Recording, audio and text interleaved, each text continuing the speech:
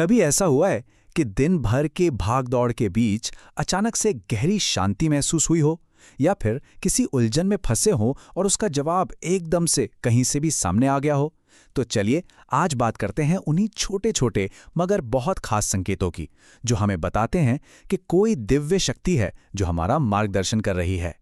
भगवद गीता का एक बहुत ही सुंदर श्लोक है जिसमें कृष्ण कहते हैं, मैं सभी के हृदय में बैठा हूं। सोचिए कितना गहरा विचार है ये हमें याद दिलाता है कि वो मौजूदगी कहीं बाहर नहीं बल्कि हमारे अंदर ही है। लेकिन सवाल ये उठता है कि आज की इस भागदौड़ वाली जिंदगी के शोर में इस मौजूदगी को महसूस कैसे किया जाए। तो बस आज हम इसी सफर पर निकलने वाले हैं कि इन छोटे-छोटे संदेशों को कैसे पहचानें। तो ठीक है, शुरुआत करते हैं। देखते हैं कि ये कनेक्शन, ये जुड़ाव खुद को जाहिर कैसे करता है। और इसकी शुरुआत होती है एक अंदरूनी एहसास से, जिसका बाहर के हालात से कोई लेना देना नहीं होता। जो सबसे पहला संकेत है ना, वो है एक ऐसी शांति जो बिना किसी वजह के मिलती है। मतलब सोचिए, जिंदगी में कोई तूफान चल रहा है, सब कुछ उल्टा पुल्टा है, और फिर भी अंदर एक अजीब सा सुकून है, एक भरोसा कि सब ठीक हो जाएगा। ये कुछ ऐसा है कि जैसे ही हम अपनी सारी चिंताएं ईश्वर को सौंप देते हैं ना, तो वो हमारी घबराहट को लेकर हमें अपनी शांति दे देते हैं। कभी महसूस किया ऐसा? अब आगे बढ़ते हैं और देखते हैं कि ये मौजूदगी बाहरी घटनाओं के जरिए कैसे सामने आती है। ये वो पल होते हैं जो सिर्फ इत्तेफाक नहीं लगते, उनसे कहीं ज्यादा होते हैं।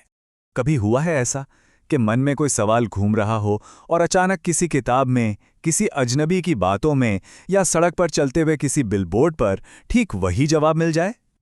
इनको कहते हैं सार्थक संयोग, जहां जवाब ठीक उसी वक्त मिलता है जब उसकी सबसे ज्यादा जरूरत होती है। संस्कृत में इसके लिए एक बहुत अच्छा शब्द है, निमित्त। इसका मतलब है संकेत या माध्यम। ये एक विश्वास है कि ये पूरा ब्रह्मांड हमसे ऐसी ही सार्थक संयोगों के जरिए बात करता है। जैसे कोई किसी अपने को याद कर रहा हो और बस उसी पल उनका फोन आ जाए, ये एक निमित्त हो सकता है। और जब एक ही मैसेज बार बार अलग अलग जगहों से सामने आए ना, तो समझिए कि किसी का ध्यान खींचने की जोरदार कोशिश हो रही है। जैसा कि मजाक में कहा जाता है, ब्रह्मांड हकलाता नहीं है, ये तो वो माखन चोर है जो किसी का ध्यान अपनी तरफ खींच रहा है।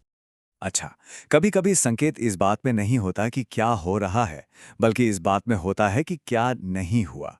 जरा सोचिए, जिस चीज को हम बुरी किस्मत मानकर बैठ जाते हैं, वो असल में किसी ऐसे बड़े खतरे से दैवीय सुरक्षण हो सकती है जिसे हम देख ही नहीं पा रहे। फर्क बस नजर का है। हमें बंद दरवाजा दिखता है और ईश्वर को उस दरवाजे के पीछे की खाई। चलिए अब बात करते हैं उन संकेतों की जो हमारी पसंद और इच्छाओं में अचानक आए बदलाव के तौर पर दिखते हैं। जैसे अचानक से गीता पढ़ने की बहुत तेज इच्छा होना, या बेवजह मंदिर जाने का मन करना, या यूं ही हरे कृष्ण का जाप करने का मन हो जाना। ये सब साफ संकेत हैं कि कोई दिव्य शक्ति है जो अपनी ओर खींच रही है। ये खिंचाव ना बिल्कुल एक चुंबक की तरह है। अगर कोई पाता है कि वो ईश्वर के बारे में ज्यादा सोच रहा है, तो ये इस बात का संकेत हो सकता है कि पहले उसके बारे में सोचा गया है। ये जो अचानक प्यास लगती है ना, ये कोई अचानक हुई घटना नहीं है, ये एक प्रतिक्रिया है। तो अब आते हैं सबसे जरूरी बात पर। देखिए, जो सबसे गहरे संकेत होते हैं ना, वो बाहर नहीं मिलते। वो होते हैं हमारे अपने अंदर, हमारे चरित्र में होने वाले बदलाव। ये हमारे अंदर के मौसम का बदलना है। जब अधीरता की जगह धैर्य ले ले, गुस्से की जगह करुणा आ जाए। क्या कभी किसी ने महसूस किया है कि वो पहले से ज्यादा शांत या दयालु हो रहा है? तो जो आखिरी और सबसे बड़ा संकेत है, वो कोई बाहरी घटना नहीं है, बल्कि एक अंदरूनी बदलाव है। किसी के स्वभाव में, उसके चरित्र में एक सकारात्मक बदलाव आना, यही सबसे बड़ा चमत्कार है। और यही दिव्य उपस्थिति का सबसे पक्का सबूत भी। एक बात हमेशा याद रखने वाली है, दिव्य उपस्थिति कहीं से मिलने नहीं आती, वो तो हमारे अंदर ही रहती है।